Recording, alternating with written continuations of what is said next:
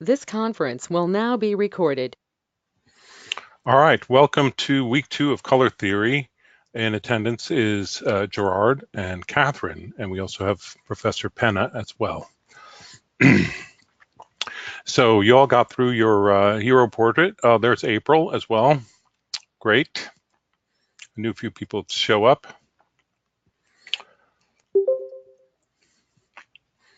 All right. So I want to apologize about last week, little technical glitch, but the rest of the live sessions will indeed be live. And as always, if you miss a live session, if you can't make it at that time, you can watch the video and catch up. But you need to watch the videos because there's important information that we talk about here only, and it'll help you with your assignments. So, all right. So this week, what you're doing is creating a brand identity project. You're going to be given a template for a creative brief for a fictional company, and you're going to create a logo, color palette for this company, and you're going to create business card, letterhead, envelope, and a package design. So if you have not gotten your brand, you need to go follow the links in the assignment, go to the Google Doc, click on a link to download your creative brief. That's essential. In fact, I'm going to jump out of here and show you what I'm talking about. So I got Chrome open. This is Google Chrome, and I'll go to Sheets, owned by me. Here is brand color theory assignments. So it looks like this, and what you do is just put your name in here on the one that you want. For instance, Sarah has gotten atomic cookies, and then you click on this link, and it will take you to the InDesign document that contains your creative brief. And you download that, open it in InDesign, and you'll be able to see what you're working on. So let's see. Catherine's already picked Layla's coffee. And Gerard, you got anything? Let's see.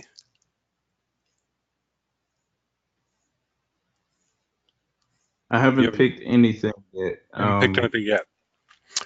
So if you wait, other people take things and you have less and less choices. Just a tip, but back to the presentation. All right, so this is what the week looks like. Today is the live session. You're going to get your brand identity assignment. You're going to sketch out logo icons, essentially creating your own unique icon for your company logo. You're going to submit your sketches to the discussion on Thursday. I will also, again, be giving a live critique at noon on Thursday. So if you have submitted work and you want live interactive feedback, I'll be there at noon. If you have not submitted work and you just want to talk and have questions or want to show me something on the fly, please join me at noon on Thursday if you can for that one-on-one, that interactive session. You're going to provide some peer feedback, and then you're going to take your logo sketches into the next part of the assignment, which is the brand ID. So you take your top 10 sketches, you bring them into Illustrator, and you create roughs so that you end up with 3 potential logos that we will pick from, and you will move forward with one of those. So essentially this whole week is about developing your logo, from which you'll do the rest of the work, the rest of the work for the month. Any questions about the schedule? Nope. No? All right. So let's talk about logos a little bit. Everyone's done logos at some point, right? I'm going to show you some things that I've learned about logos and kind of a way that I recommend you do them for this assignment. There's lots of different logos. So why do we have logos, guys? Tell me something. Why would you need a logo? To identify your brand, yourself, the idea that you're trying to relate to your audience. Yes, exactly. Logos are a sort of picture of what your brand is supposed to be about. So if you see these logos here, right, you know, like if even if you couldn't read, you'd kind of know that this was a burger place. Different logos are a little more symbolic, like the Nike swoosh. Some logos are very literal. They just like BBC, it's just the letters. But in some way, they're trying to make a picture that you can identify with the brand. Goes back to the olden days when people couldn't read. They used icons a lot, iconography. If you wanted your shoe fixed, you'd go to the sign of the cobbler. You weren't looking for the words. And in, this is from the 19th century painting by John Singleton Copley. And if you see here how color is playing in here, the flag is essentially a logo, and the colors identify who's on what side. And this is kind of how brands work. They sort of like tell us what team we're on or what side. They sort of bring people together around a cause. This painting is of the Battle of Jersey off the coast of France, and it did not end well for Major Pearson, seen here. Anyway, so it goes way back through our history. Here's a picture of a battle from ancient Rome done by the French painter David. Do you see the logo in this?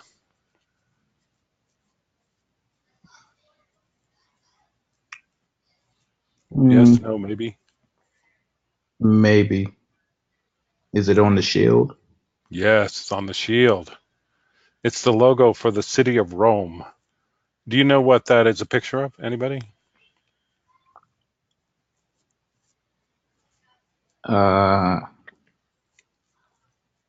That hyena-looking creature. I forget what the name is. That's a good guess. It's actually a wolf feeding two human children, Romulus and Remus, who are the founders of Rome. So anyway, logos have a long history with humankind. This is from a book called Learning from Las Vegas by Robert Venturi. And he pointed out, like if you're driving down the road, you're feeling hungry, right? You don't look for the McDonald's building. You look for the McDonald's logo. Logos supersede architecture. And this is from, it may not be the most aesthetic thing in the world, but it's very functional. Logos are very functional. They draw us in, and they communicate quickly as we're zooming down the highway, whether it's on the internet or on the real highway. Here's a logo. This logo it's gone through a lot of iterations over the years, but this current one is pretty well designed and thought out. And no, I had nothing to do with it. But anyway, it's got two parts. It's got an icon and it's got logo type. The icon is a picture of a plane, right? Does anybody know why it's a plane for Full Sail?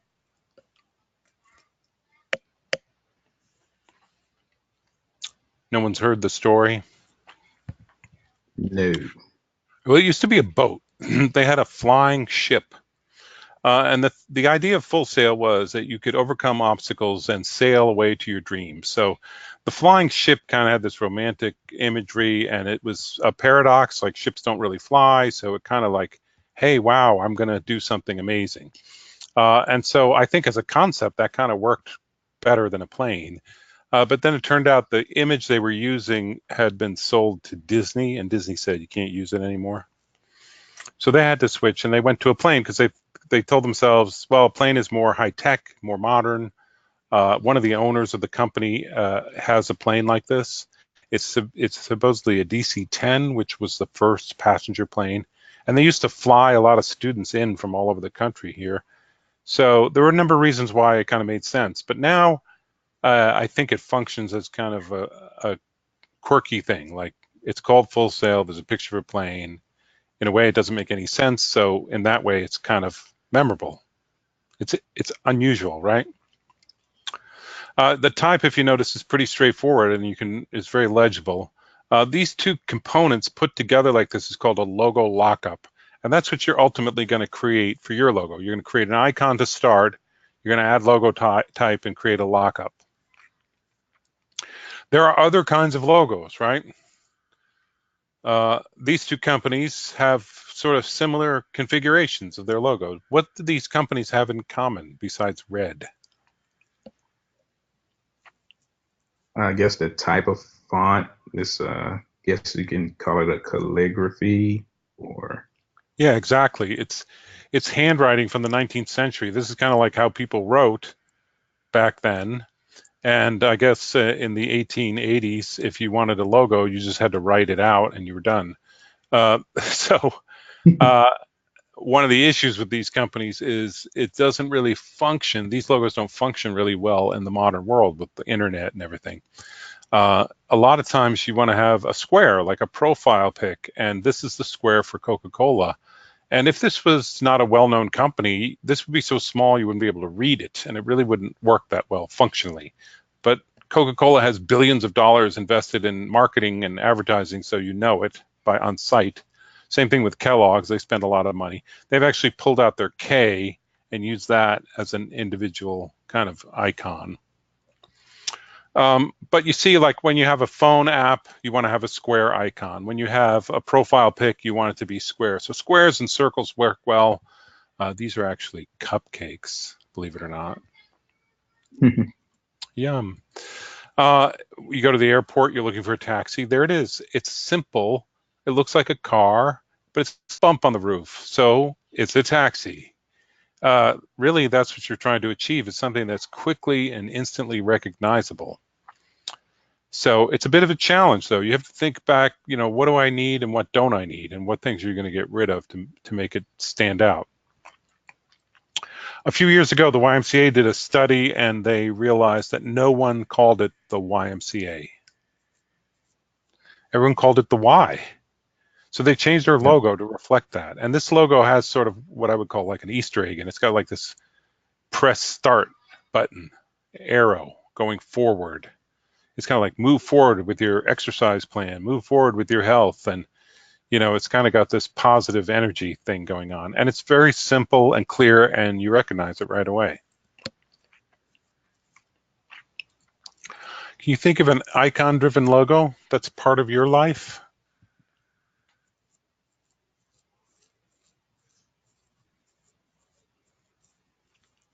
Let's hear from one of the ladies. Gerard has taken the lead, but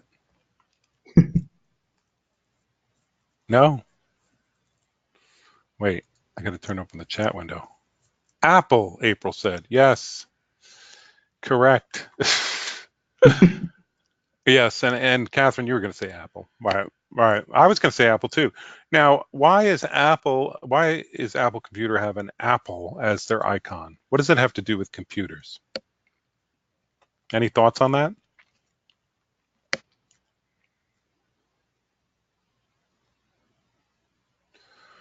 Well, I'll tell you. I'll give you a little insight. Here's the history of Apple computers. When Steve Jobs, Macintosh, that's derivative of Apple. Like they created Apple and then they created the Macintosh.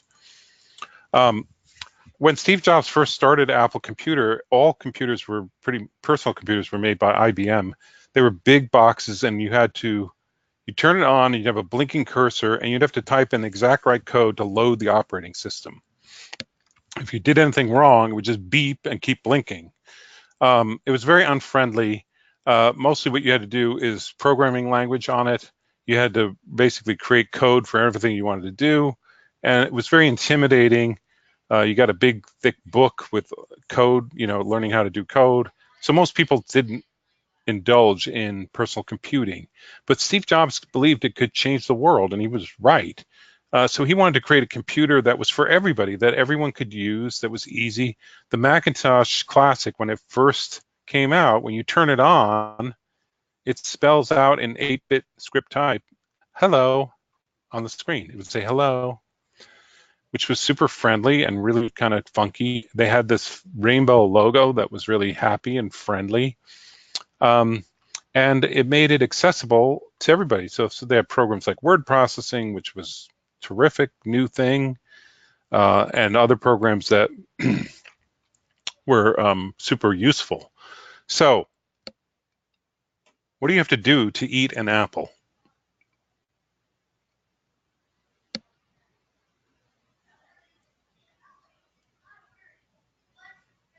Anybody? You've all eaten apples, I presume. Bite it. Correct answer. Yeah. Yeah. It's just simple. You don't have to cook it. You don't have to peel it. You don't have to soak it. You just grab it off the tree and bite it. Uh, it's accessible, right? It's universally known. Apples are all over the world. It has overtones of knowledge of good and evil. A Newton, an apple fell on his head and he discovered the laws of physics. So there's a lot of associations with an Apple that fit with Macintosh. Macintoshes or Apple computer. Apple computers are easy and accessible. They're universal. All those things that an Apple is. So the icon, the logo icon, represents the nature of the brand. It's not a literal thing. Like if it was a literal thing, it would be a picture of like a motherboard or something, right? And that wouldn't be a great logo. And conversely, what's a Microsoft look like? Some people say Windows, but that's the operating system. But Microsoft is just a made up word, so it doesn't really bring anything to mind. And from a branding standpoint, it's not as powerful. Uh, Microsoft has done very well. And if you look at a lot of Microsoft computer ads currently, they are trying to be Apple. They're trying to be friendly, creative, accessible. They have feature creative people in the ads, right? But they're playing catch up with the Apple brand. Can you think of another logo that takes this into account? Representative?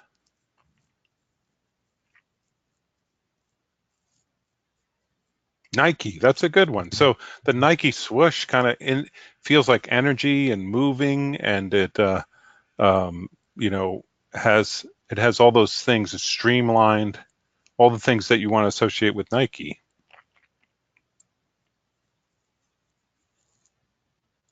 How about Target? Anybody shop at Target? Yeah. All right, so who's Target's big competitor? Walmart, right, Catherine? Walmart. Yeah. What's the difference between going to a Walmart and going to a Target? How would you describe the experience differently?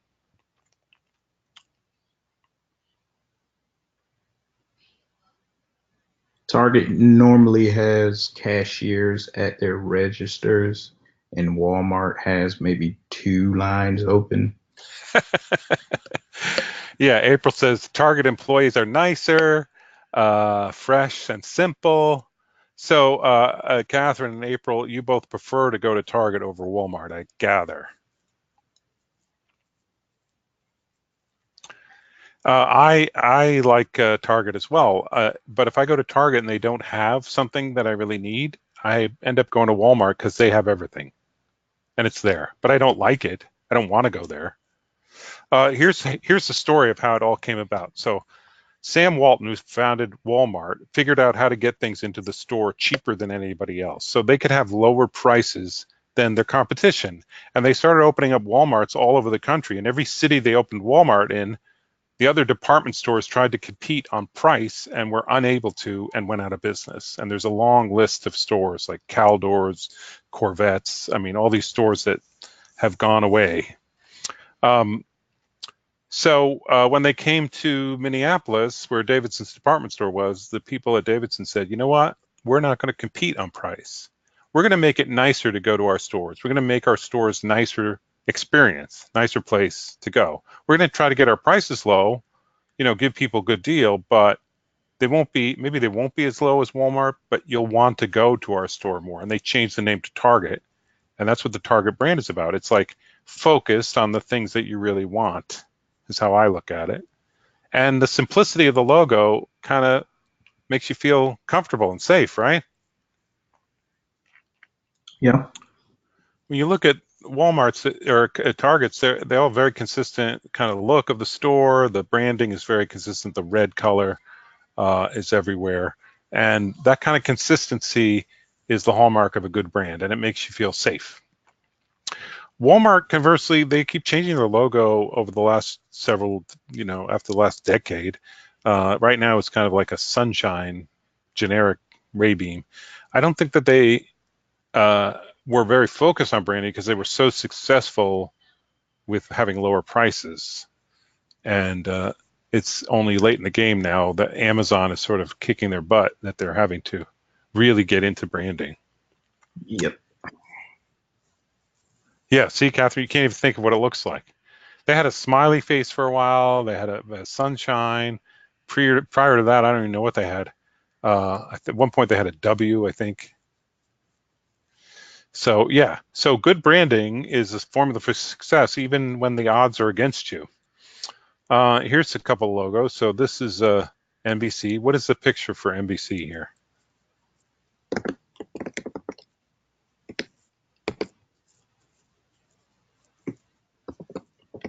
Yes, April, a peacock. Why is it a peacock? Why do you think?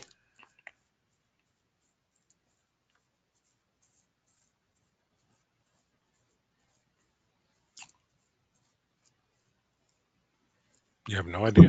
Well, way back when they started color TV, they put a peacock on TV to show all the colors they had.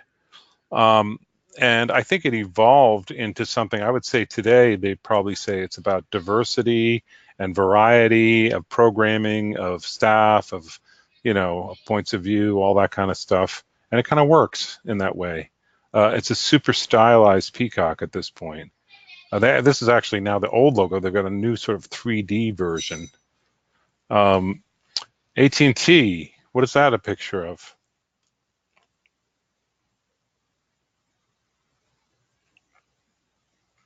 Yeah, the world. It's information zooming around the world. AT&T is American Telephone and Telegraph. It's Alexander Graham Bell's original company. And yeah, they have, worldwide reach. If you think about it, when Bell invented the telephone, it's like, hey, I invented this thing. You got to string wires between it to get, a call through. Okay, now we're going to string wires all over the world. Well, they did it. They had, at one point, AT&T had huge ships that just laid cable across the oceans of the world. So kind of amazing thing. And now anyone that didn't get those cables now just has cell phones. So, all right, here's some logo ideas. These are sort of like concepts for how to do a logo. So this first one, imaginary friend. What's happening here is sort of impossible, right? Like somehow the invisible friend is weighing down the seesaw so that the girl's going up. And that's what I would call paradox, like something that's sort of impossible. It's kind of a gentle paradox, but meanwhile, if you can show something that's impossible, that's cool. It's kind of memorable, right? This one, paint the city. It's a can of paint, but it's also a cityscape. Um, Two images in one. That's another great thing that you can achieve. If you can get an image and actually in the negative space have another image. This one, farm to fork, it's sort of like a fork and these little animals. So it's kind of like two things in one. The maritime law, so the scales of justice, but since it's maritime, the scales are actually boats. So this is taking an ordinary thing and making it extraordinary, making it different. That's another good strategy. Same thing with a barcode. It's just taking a mug and turning it into a barcode. Here, embassy landlines. Do you see the phone there? The negative space, right? There's a little phone right there. Negative space is like your best friend. Same thing here with the star and roof star. Earth, it's a weird name, so I think it has a weird logo, but Gym Guide. See that? GG?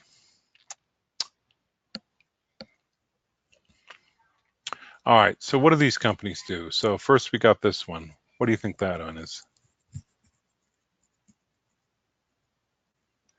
So April Bank. and Catherine, you are unable to put on your microphones at all? Are you in a loud, noisy place? Or are you just shy? You are in a loud, noisy place. Okay. Well, I'm glad you can hear me, but anyway. Yes. So wine, that's the first one. What's this? Your microphone died. Oh no, April. All right, what's this next one here?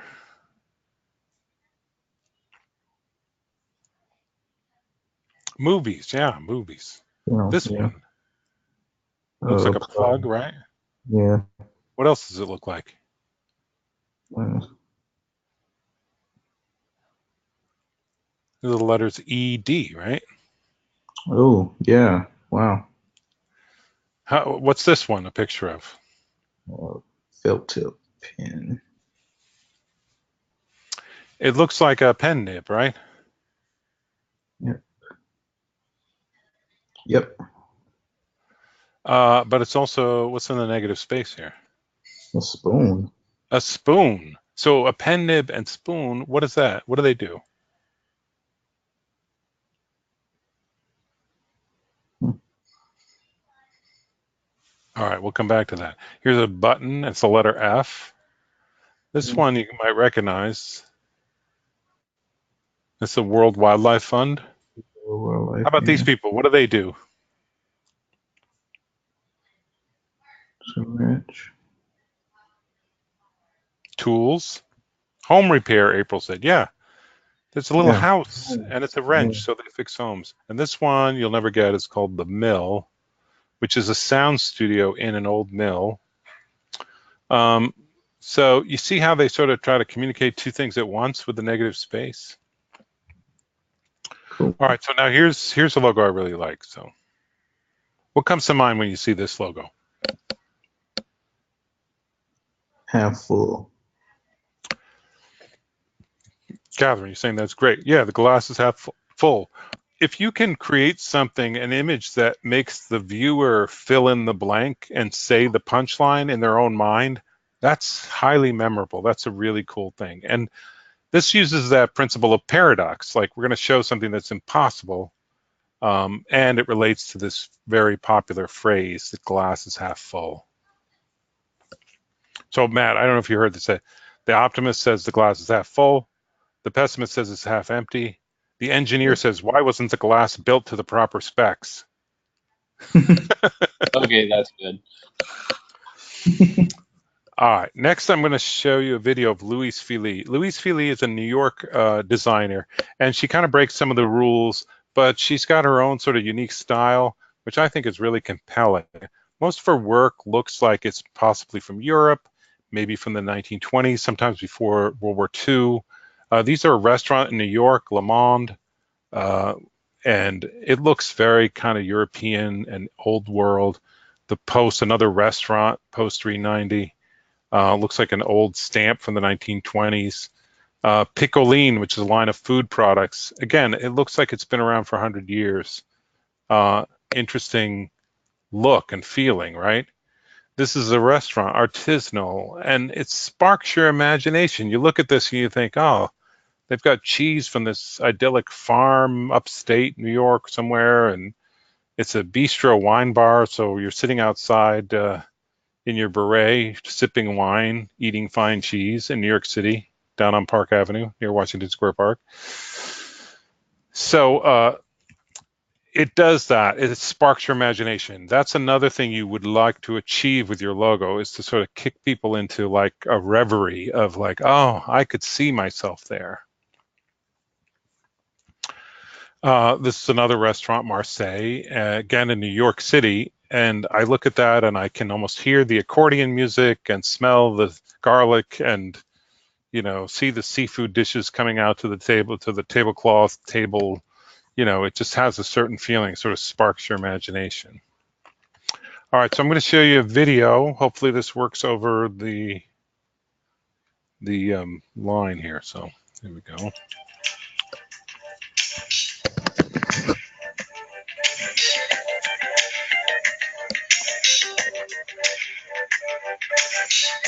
Louise Feely, New York City. I have a very narrow focus for my studio.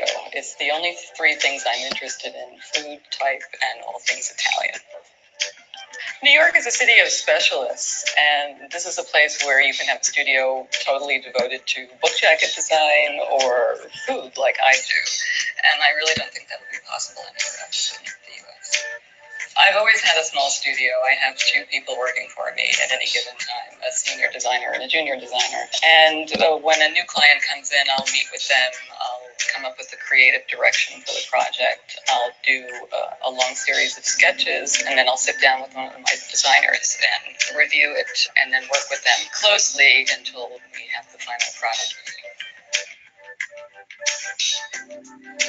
Working at Llewellyn was an incredible experience. It was a place where there was such devotion to typography. It was something I had never been exposed to before.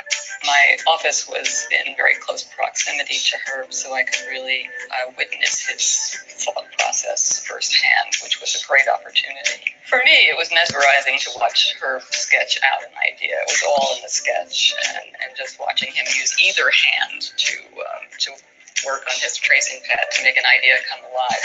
For me, that was and still is the most exciting part of design, is the sketch stage, because that's really the soul of the design. When I started my business, which was 25 years ago, it was a liability for a woman to start a business, especially to name it after herself. And in those days, believe it or not, we didn't have Google, and the only way to find somebody was in the telephone book, so I really had no choice. But I knew that there would be certain types of people who would take umbrage at the idea of a woman owning a studio, and that's particularly why I decided to name the studio what I did, because I really wanted to send a clear message, and that was, if you don't feel comfortable working with me, then I don't want you as a client. What I've tried to instill in all my staff, particularly the women, is that they can have their own business and they can succeed. And no, there was no one telling me that when I was that age. So I think it's very important to be a role model.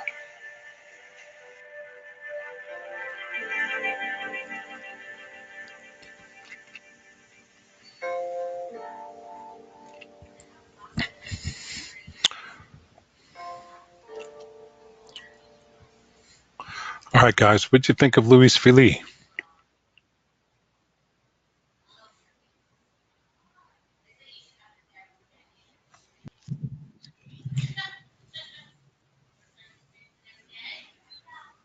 Inspiring, helpful? Yeah, she feels like a designer, right?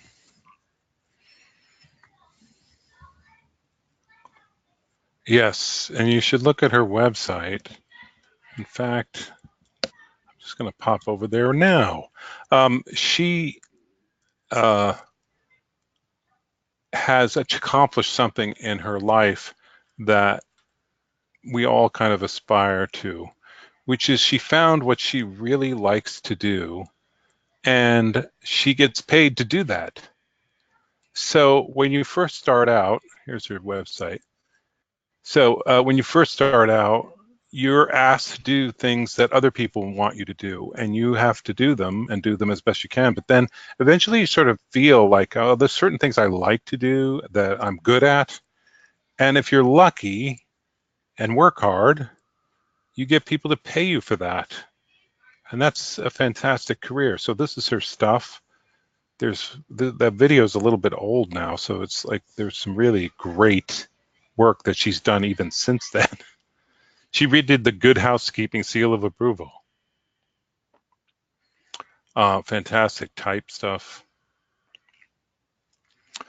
So it's a pretty simple website, louisefeely.com. So if you get a chance, poke around there and see what you think. Fantastic color palettes there. Look at that.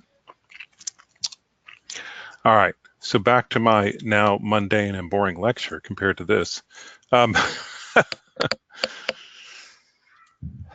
Keep it simple. When you're working on a logo, oh, thank you, April, that's kind. When you're working on a logo, simplicity is the key to start. You can always add complexity later, but start in black and white. These are all logos from Pentagram, which is a famous design firm worldwide. They're in New York and Paris and all that. And they show their logos in black and white. So we're going to do black and white to start, and then add in color. Do lots of sketches. What I'm looking for is 10 unique ideas, and in order to get to those 10 ideas, you might have to do 50 sketches or more. So keep going. Like this is all exploratory for one logo here. Work in pencil and paper. You may come back to it at some point, but you're going to start with pencil and paper and then go digital. You want to complete the first 10 pages of your presentation template. So here's what the sketches look like. So they don't have to be Leonardo da Vinci. You don't have to do fantastic drawings. What I need to see is that you can thumbnail out an idea. So this is Heather. She had Mount Sappho, so a little MS and a wreath, a winged horse, some wings with an MS, this Greek key, an urn, a Grecian urn, a pillar with a column with a MS, and then another winged horse. This is the same idea. So don't do that. Figure out the best winged horse and use that, and don't use it again. So that's what I'm saying. You may do 10 sketches of one thing and then pick the best one out of it to get to where you want to be.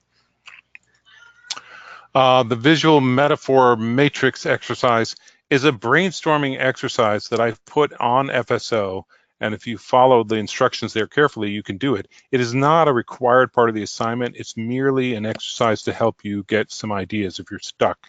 There's lots of ways to do ideas. You can, I'll skip past this. You can do word cloud and figure it out with connecting different things. If you look at that, if you think about that Paint the City logo, I guarantee what happened is somebody sketched out a little dripping can of paint, looked at it and said, you know what, that looks like a city. And they developed it further. So that's another way to go, is just sort of visually let yourself free and draw, and then you'll see connections of objects and things. It's almost like when you're laying out and watching the clouds go by and you see different shapes and things in the clouds, except in this case, the clouds are your own drawings. So if you remember, you're going to work on the icon, and then once you get that established, you're going to add the logo type. So I'm going to talk a little bit about logo type right now to give you an idea of what you're going to be doing later in the week with that part of the assignment to create the lockup. So design is thinking made visible. Anybody know who said that? There he is.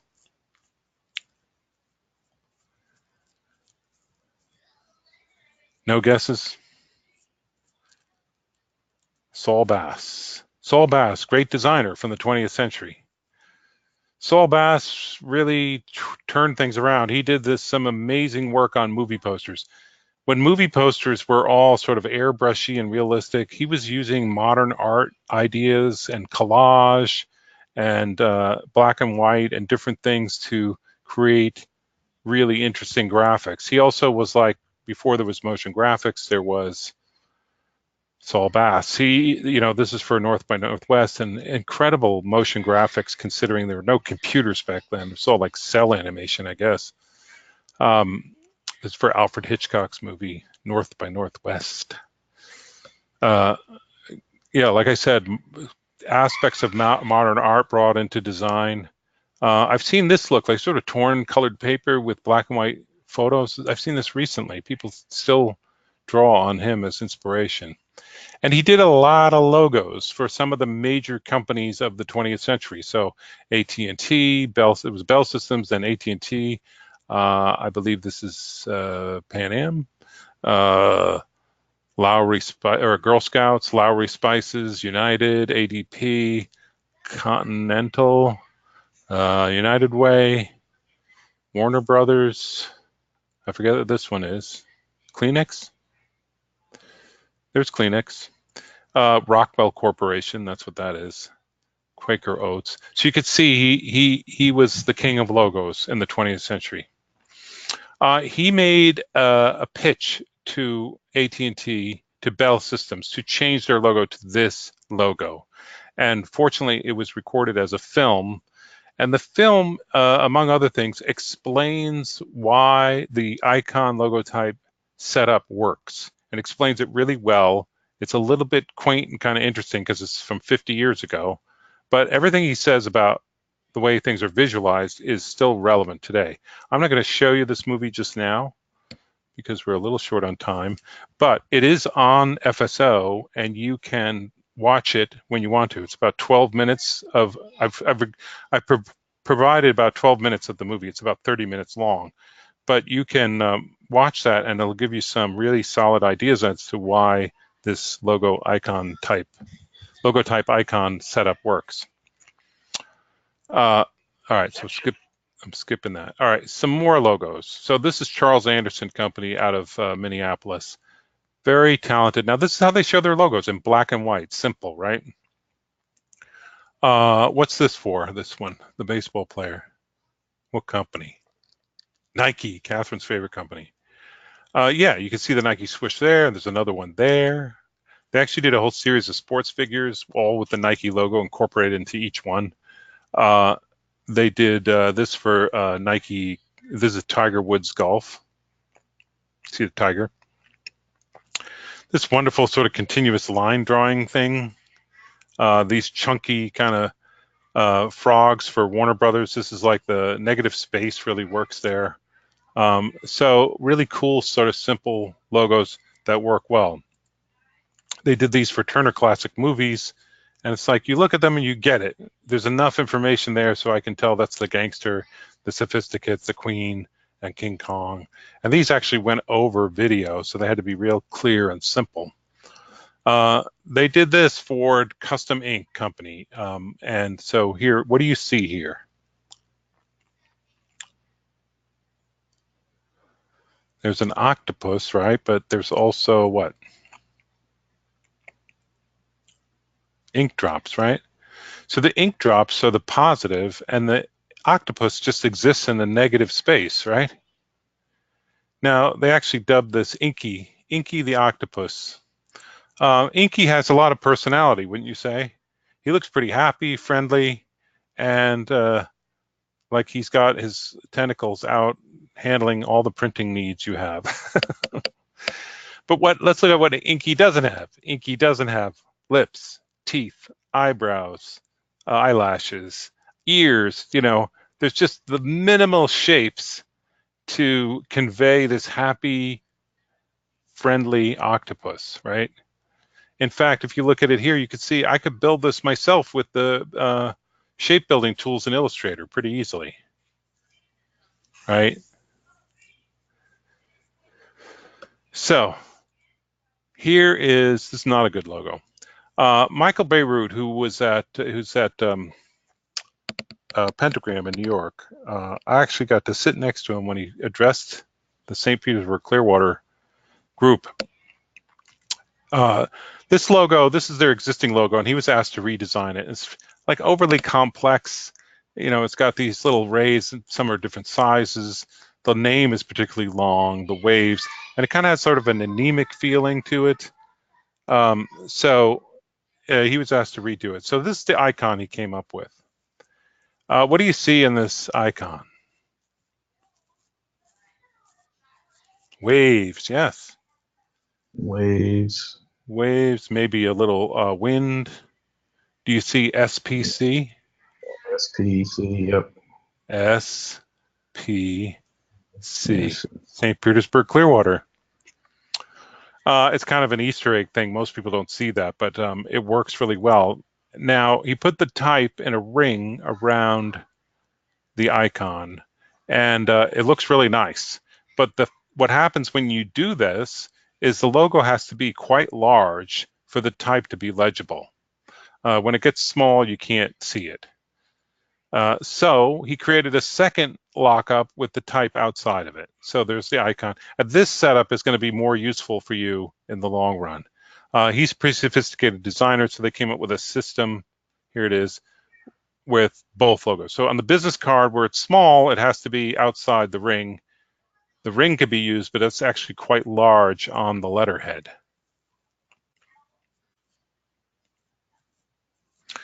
Fort Worth Museum. This is another Michael Beirut project. What do you see in the icon? FW and the M. Yeah, FWM. But they kind of have a sort of playful, fun look. And that's because it actually is a children's museum and it's meant to be fun. They said he wasn't allowed to say fun, but it was all about fun. And this icon lends itself to all kinds of playful things like blocks and funny hats, and it becomes a great focal point to draw you into the ads and various elements. Look like it's having windows. The windows? Yeah. Oh yeah, it looks like windows on the back of the van. Well, maybe. on the blocks itself, where the Oh, yellow with the purple windows and the pink block has the yellow windows and then the oh, purple. yeah. Uh, this is done by Jeff Matz, who is a local designer he's actually a silver medalist with the AIGA. But you see how you can create an icon that's a focal point, draws your attention, and then the type can be very simple and legible to be clear. Beetle, they make beaded jewelry for charity, and you can see how the icon looks like the beaded jewelry and the word beetle relates to it, but it's very legible. Paxia Mexican restaurant. So this becomes a focal point that draws your attention, and then the type is very legible and readable there. This company is called 3B. I like their logo. What do you see in the icon for this Dixon's Apple Orchard? A bear. Yeah, the trunk of the tree is actually a bear. It's kind of a double take. Like you look at it and then you look at it again and see it, which is fun. They pulled off one of the leaves to use as punctuation, and the type, it has a bit of a vintage look, but it relates visually to the icon. That's what you're trying to do. Skarsgård, this is bent nail as an S. It's a very bold, strong kind of look. Then the type has to be bold and strong. If this was a script, it really kind of wouldn't work. Here, a script does work because this latitude's this orange globe kind of going at an angle, and the type kind of relates at the same angle. You can see how that works. All right, this is the work of Von Glitzka. Von Glitzka is a great logo designer and illustrator, and he has terrific videos on lynda.com. And if you get a chance, watch any of those videos. They'll help you with logo design. So this is Gimme Organic, which is a line of seaweed snacks. And you can see the turtle. He looks like he's having fun. He's happy. Negative space defines all the areas. And again, he doesn't have teeth. He doesn't have eyebrows. He doesn't have a pupil. You know, the simplest shapes to convey his look. Von Glitzka. And don't ask me to spell Glitzka. Actually, right, there it is. Glitschka.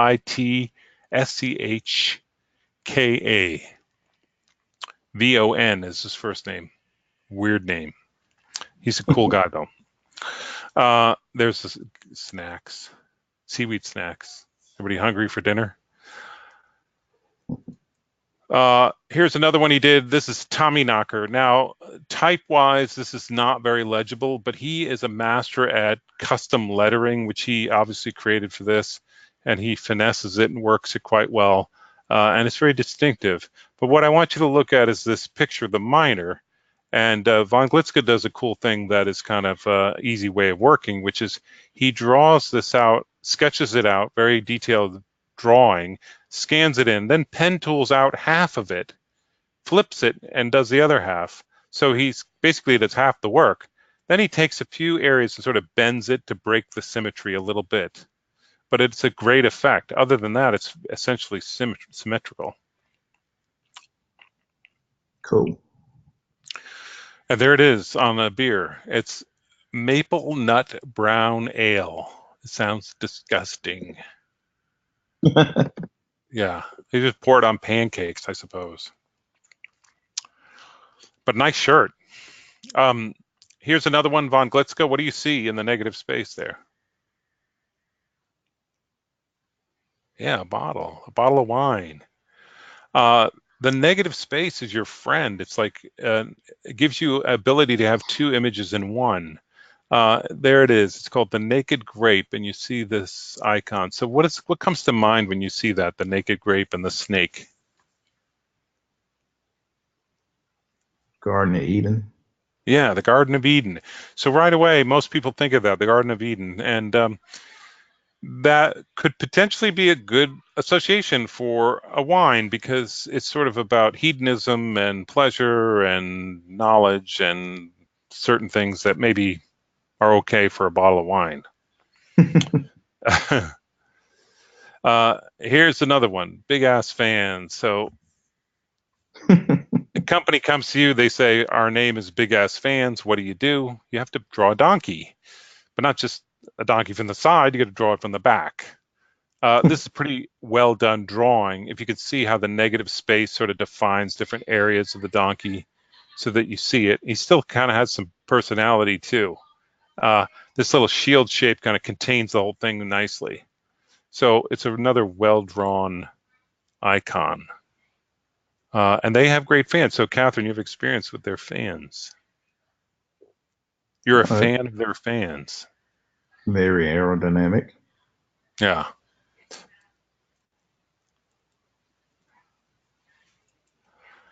So there is my lecture. The schedule is not correct. Here's what the project looks like when it's all completed. So you're going to use the InDesign template like you did for your hero portrait, but this one's a little more complicated. There's the title page. So this is Chase's. He did Mount Sapo soap. This is all the pages that you're going to complete by the end of the month. This week will conclude by page 14. So you're going to get all the way through page 14 by Sunday. Step by step, create a brief. So this is what I use. This is based on what I would use for a real creative brief for a real client. The basic questions, including 10 keywords that are essential to understanding the nature of the brand. So I've actually worked with clients where we spent a couple of weeks just getting the keywords nailed down. But this has all the stuff you need to know. So who are they? What do they do that's special? Why do people care about that? Who are you talking to? Who are your competitors? And what's the message you want everyone to come away with? So those are the essential things. I really think it's basically two things you need to know. What do you want to say and who do you want to say it to? But this gives you enough information to do the creative work for your thing. Now you'll be assigned a color in your creative brief, and that color is the start of your color palette. You will add 4 other colors to this to create a full color palette, but this is the one that you have to start with. You're going to take your keywords and make sort of art out of them. You're going to create personas based on your demographics so you really understand your sample audience, your target audience. This is your inspiration page, and basically this is like a Pinterest page with things that are done by others that you think are inspiring, that you would like to emulate, perhaps reference images and inspiration, so add some things there. And these are the kind of things you do when you feel stuck, and I'm not coming up with any new ideas. Add to this page, go look at other things, add images there. You have fonts. First, you're going to find a display font, which is a font that has a lot of personality and maybe not so legible for like logo type and headlines and things like that. And then info level type, which is more for like directions and ingredients and things that you need to be small and red. Then you're going to do sketches for your icons. I want to see at least 10, and you should number them. And actually, in the template I provided, there are boxes where you can put them, so you do that. These sketches are kind of a bit generic, like there's that's not really an icon. This is just a column top. This is a Greek key, which I've seen many times. It's not really an icon. So I'm really looking for 10 unique ideas. He didn't really get to good ideas till like 9, 8, 9, 10, 7. Yeah. Then you're going to take the best 3 sketches and bring them in Illustrator and blow it out in terms of exploring typography options and configurations of your logo. What do you have to do to your icon to make it simplified to work the best?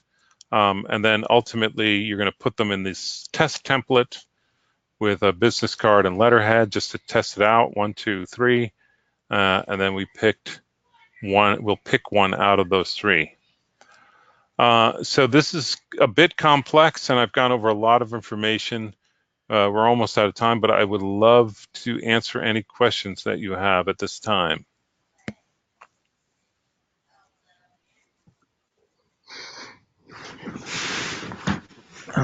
I do have a question for to pick the brand. Yes. How do I I got my name by the Black Sea Chocolate. Do you Yes. see it? Okay. All right. I was just making sure that you could see it and I was locked in. Yeah. So if you copy this, you could copy that and put it in your browser and get to it, I think. So you need to download the file.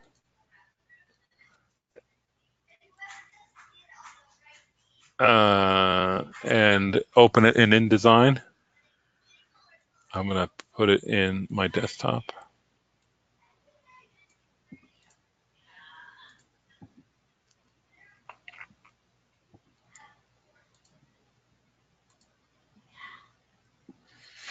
It opens in Adobe InDesign.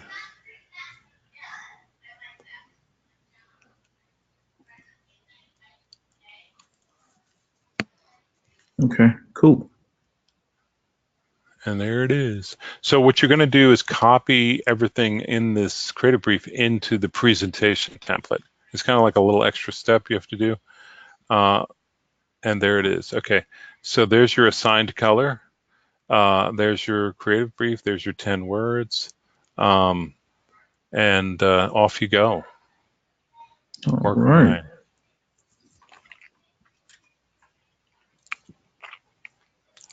Any other questions? April, you said you answered mine about the color. Oh, so the color you're assigned? Yeah. So,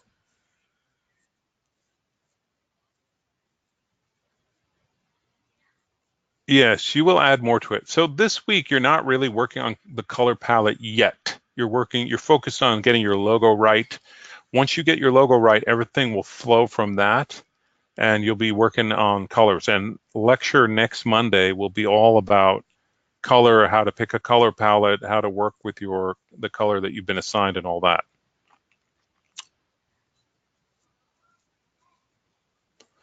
So what you're focusing on now today is creating that incredible icon that has paradox, that has negative space, that has sparks your imagination, all those other things you're going to try to achieve with your logo icon. And you got to do it 10 times. That's the hard part, thinking. Any other questions before I let you guys go?